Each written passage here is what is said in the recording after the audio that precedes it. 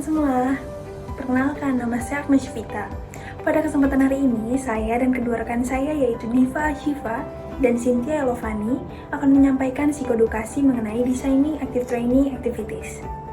Sebelum masuk dalam penjelasan materi, saya akan menyampaikan beberapa hal yang perlu teman-teman semua perhatikan.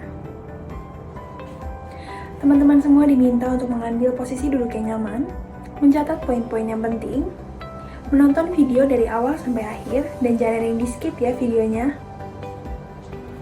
Tanpa berlama-lama lagi, sekarang kita masuk ke dalam penjelasan materi ya.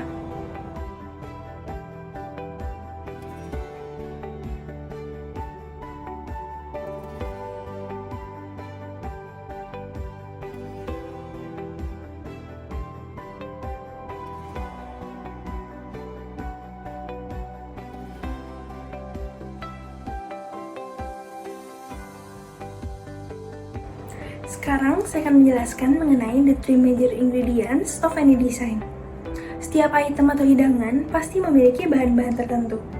Sekarang mari kita bayangkan bahwa aktivitas dalam program Active Training adalah item dalam sebuah menu atau hidangan dalam sebuah makanan. Begitu juga dengan individual training activities. Individual training activities memiliki 3 bahan dasar, yaitu objektif, metode, dan format. Bagaimana objektif, metode, dan format disatukan adalah sebuah resep dasar untuk sebuah desain. Keputusan kita mengenai apa yang harus kita selesaikan adalah objektif, bagaimana hal tersebut dapat diselesaikan adalah metode, dan dengan cara apa hal tersebut dapat diselesaikan adalah format. Ketiga hal ini akan menentukan desain seperti apa yang akan kita buat. Untuk lebih jelasnya, mari kita perhatikan contoh berikut ini.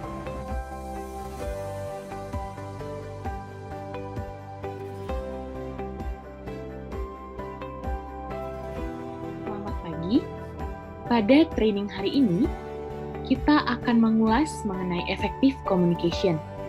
Sebelumnya, saya ingin memperkenalkan sebuah jargon kepada teman-teman semua untuk menambah semangat kita pada pagi hari ini. Apabila saya mengatakan effective communication, maka teman-teman diharapkan untuk merespon dengan mengatakan, "It's time to open your mouth." Oke, baik. Sekarang mari kita coba. Effective communication, it's time to open your mouth. Wah, terima kasih untuk semangat dan antusiasnya teman-teman. Karena kelihatannya kita semua sudah siap dan semangat, sekarang kita akan memasuki pemaparan materi mengenai effective communication. Kita sudah mendengarkan pemaparan materi mengenai effective communication. Sekarang, untuk lebih memahami lagi mengenai effective communication, kita akan melakukan diskusi di dalam kelompok. Saya akan menjelaskan terlebih dahulu mengenai cara kerja diskusi ini. Pertama, teman-teman semua akan dibagi menjadi 3 kelompok. Kedua, masing-masing anggota di dalam kelompok akan mendapatkan persoalan yang berbeda-beda. Ketiga, anggota dari kelompok yang berbeda akan mendiskusikan persoalan yang sama dengan anggota dari kelompok lainnya selama 10 menit dan kemudian menuliskan hasil diskusinya. Keempat, setelah selesai berdiskusi dengan anggota dari kelompok lain yang mendapatkan persoalan yang sama, masing-masing anggota akan kembali ke kelompok asal dan kemudian menjelaskan kepada anggota kelompok asalnya secara bergantian selama 20 menit. Apakah sejauh ini dapat dipahami? Baik, sekarang saya akan membagikan kelompoknya. Untuk tim A, terdiri dari A1, A2, dan A3. Kemudian, untuk tim B, terdiri dari B1, B2, dan B3. Kelompok terakhir, untuk kelompok C, terdiri dari C1, C2, dan C3. Apakah pembagian kelompoknya sudah jelas? Apabila sudah, sekarang masing-masing anggota kelompok diminta untuk berkumpul dengan kelompoknya. Saya akan membacakan persoalannya. Diharapkan teman-teman semua dapat mendengarkannya dengan seksama, atau teman-teman boleh mencatatnya agar tidak lupa.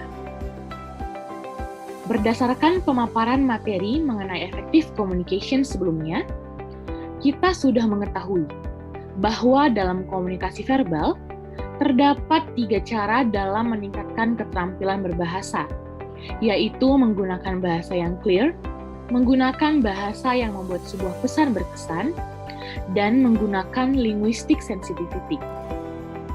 Untuk persoalan pertama, berikan contoh dari menggunakan bahasa yang clear atau jelas. Persoalan kedua, berikan contoh dari menggunakan bahasa yang membuat sebuah pesan berkesan. Persoalan 3, berikan contoh dari menggunakan linguistic sensitivity. Apakah persoalannya sudah jelas? Baik, apabila sudah, sekarang silakan tentukan dalam kelompok masing-masing pembagian dalam mengerjakan persoalannya. Misalnya, A1 mengerjakan persoalan nomor 1, A2 mengerjakan persoalan nomor 2, dan A3 mengerjakan persoalan nomor 3. Apabila sudah, sekarang masing-masing anggota kelompok A, B, C yang mengerjakan persoalan nomor 1 berkumpul di sebelah kiri aula ini.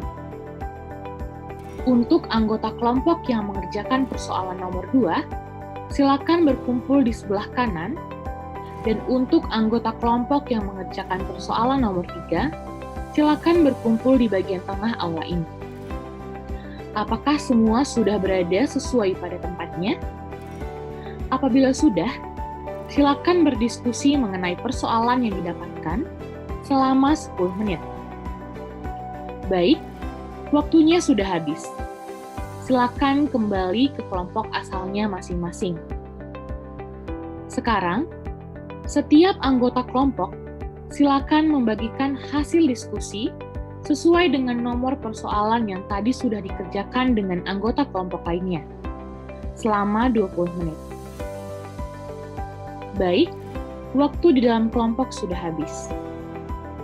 Saya harap dengan diskusi kelompok tadi, teman-teman mampu memiliki pengetahuan dan pemahaman yang lebih terkait dengan effective communication. Setelah melihat contoh yang tadi, apakah teman-teman semua udah tahu nih 3 bahan dasar apa aja sih yang ada dalam contoh yang tadi? Belum paham, Kak. Wah, ternyata masih ada yang belum tahu nih 3 bahan dasar apa aja sih yang ada dalam contoh yang tadi. Saya jelaskan lagi ya. Dalam contoh yang tadi, objektifnya adalah effective communication, metodenya adalah jigsaw, dan formatnya adalah kelompok. Sekarang kita beralih ke dalam penjelasan materi yang selanjutnya ya.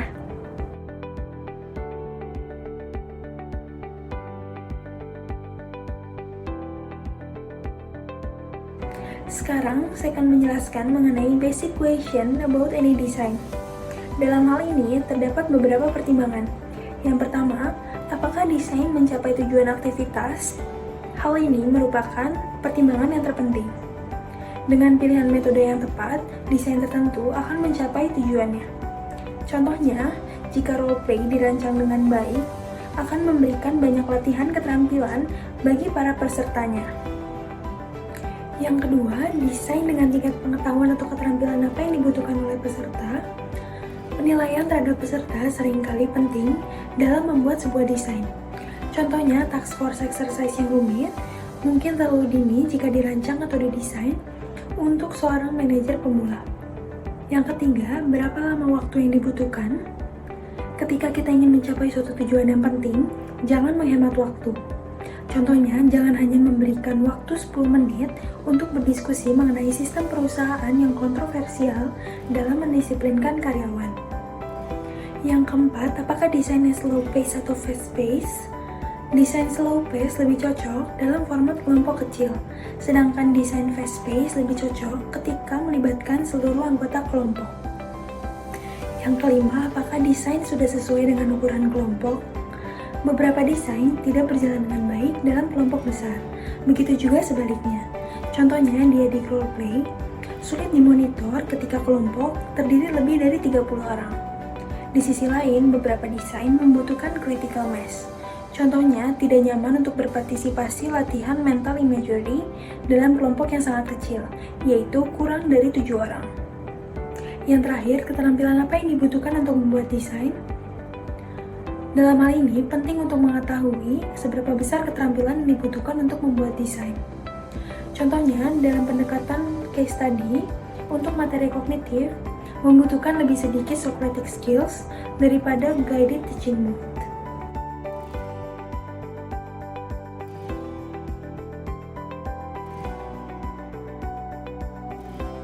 Hai semuanya, perkenalkan saya trainer kedua. Nama saya Diva Ashifa.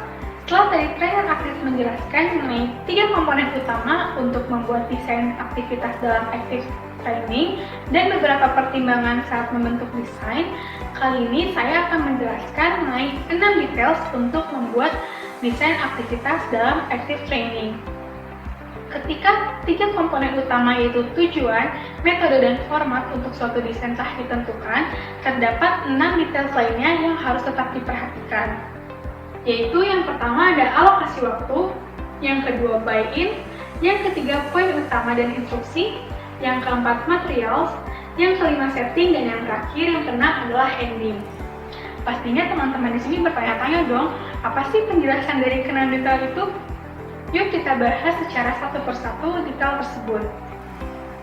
Selain membahas secara satu persatu mengenai detail-detail tersebut, kita juga akan mengaitkannya dengan contoh ilustrasi yang sebelumnya telah disampaikan atau ditunjukkan, agar lebih mudah untuk dipahami.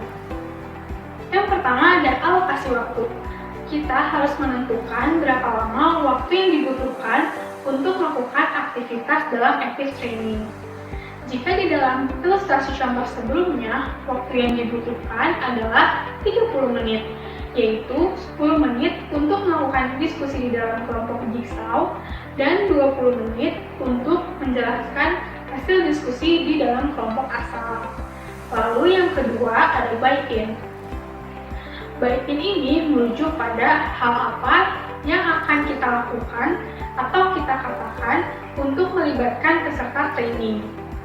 Jika dalam ilustrasi contoh sebelumnya terdapat sebuah jargon.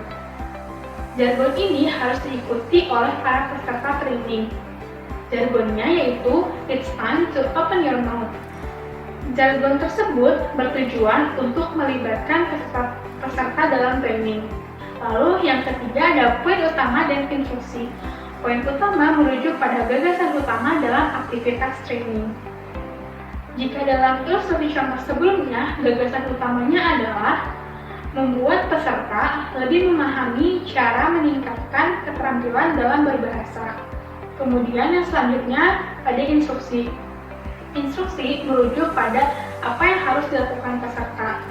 Jika dalam ilustrasi contoh sebelumnya, trainer memberikan instruksi kepada peserta untuk berdiskusi dalam kelompok yang sudah ditentukan untuk menjawab 3 persoalan yang diberikan, lalu hasil diskusinya dicatat di kertas. Lalu yang keempat ada material. Kita juga harus menyiapkan material apa saja yang dibutuhkan oleh trainer maupun peserta. Jika dalam ilustrasi contoh sebelumnya, bahan yang pertama atau material yang pertama yang dibutuhkan adalah PowerPoint. PowerPoint ini digunakan trainer untuk menjelaskan mekanisme dari aktivitas yang akan dilakukan. Kemudian material yang kedua adalah kertas dan alat tulis. Kertas dan alat tulis ini dipergunakan peserta untuk menulis hasil diskusi. Lalu yang kelima ada setting. Penting untuk mempersiapkan setting dalam melakukan aktivitas dalam aktivitas training agar aktivitas tersebut dapat berhasil dilakukan. Maka dari itu kita perlu memperhatikan setting. Jika dalam ilustrasi contoh sebelumnya memang tidak tergambarkan atau tidak terlihat bagaimana settingnya, mungkin kita dapat membayangkannya apabila dengan jumlah peserta yang cukup banyak, kita memerlukan ruangan yang cukup luas, mungkin juga kita memerlukan ruangan yang sejuk atau adem, dan juga memiliki penerangan yang cukup. Lalu yang terakhir, yang keenam ada ending. Sebelum beralih ke aktivitas berikutnya, komentar apa yang ingin trainer katakan atau apa yang trainer ingin peserta lakukan. Jika dalam ilustrasi contoh sebelumnya, trainer memberikan kesimpulan dari hasil diskusi sebagai penutup dari aktivitas tersebut. Gimana teman-teman? Sekarang udah lebih paham kan mengenai cara membuat desain aktivitas dalam active training? Jangan kemana-mana dulu ya, karena setelah ini bakalan ada trainer Cynthia yang akan memberikan kita tips untuk creative design. Yuk kita simak bersama-sama.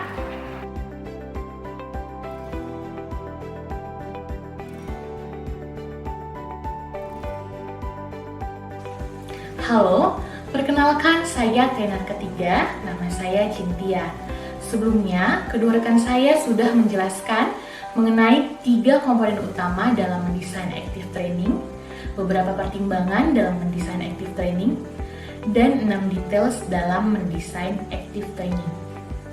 Sekarang, saya akan menjelaskan mengenai 3 tips for creative design. Dalam mendesain sebuah active training, banyak trainer berharap mereka dapat lebih kreatif. Namun, creative design bukanlah bidang khusus yang dipelajari oleh trainer. Oleh karena itu, trainer dapat menggunakan beberapa tips untuk membantu mereka dalam merancang sebuah active training dengan kreatif. Tips yang pertama adalah satu desain dapat mencapai 2 hal sekaligus. Dengan memberikan sedikit perhatian, sebagian besar desain dapat berfungsi secara ganda. Misalnya, pada saat briefing, trainer dapat memberitahu kepada partisipan observers mengenai aspek komunikasi nonverbal yang harus mereka perhatikan selama rekan mereka menyampaikan presentasi penjualan. Kemudian, dengan mengamati bagaimana trainer mengubah wajah, vokal, dan postur komunikasi trainer sendiri selama briefing, observers bisa mendapatkan latihan observasi sebelum mencobanya secara nyata.